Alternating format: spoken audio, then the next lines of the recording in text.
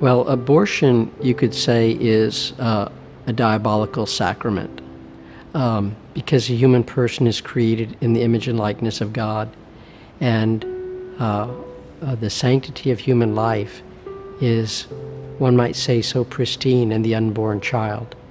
And since the devil cannot destroy God, he wants to just get at God by way of destroying his innocent ones, and the ones who so closely reflect his beauty and his purity, the innocence. And so I think that that's very, very real.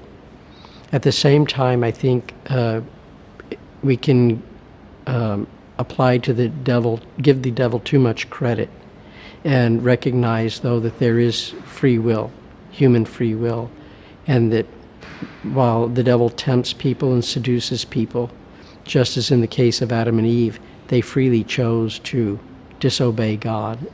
And so that's the way it happens today. In our times, we're seeing an increased level of hostility and negativity with regard to our efforts to step up and speak the truth to power, to speak the truth to a society that's become so secular and has become so removed from a relationship with God and honoring God's law.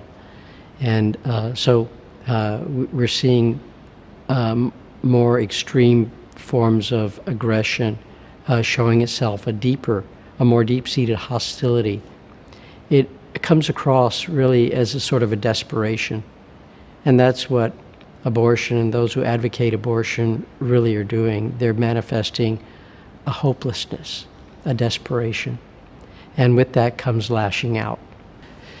With the prospect of facing uncomfortable things, hostility, maybe the unpredictability of people doing rash things and so forth, the climate in which we're living right now in the world, it seems to me that we would do well to hearken back to the words of Pope St. John Paul II when he was first raised to the papacy, and he came out on the balcony at St. Peter's Basilica and he said, "Be not afraid."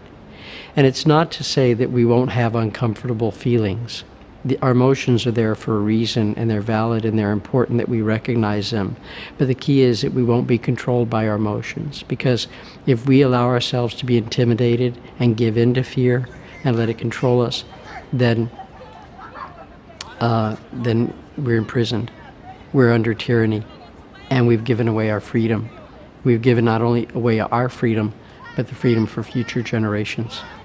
And so I think it's important that we pray for the grace to have courage and to cooperate with that grace, and to be measured, of course, in the way that we say and do things.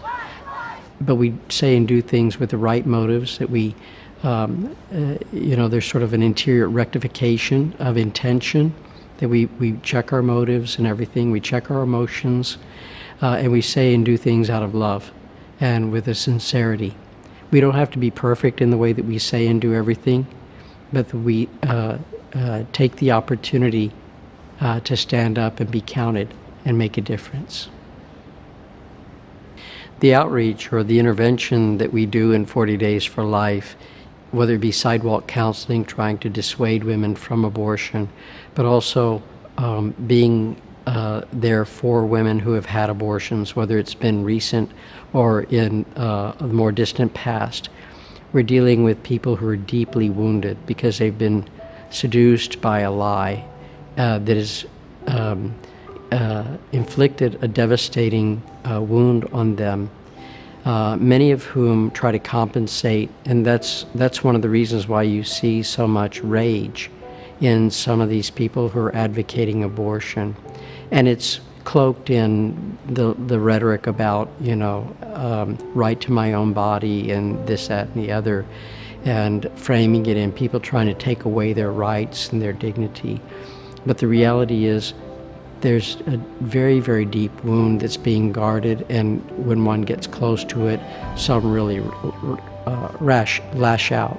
But I think our interventions are so important because we are instruments through whom God is offering the means of healing and redemption and reconciliation and the restoration of peace and hope.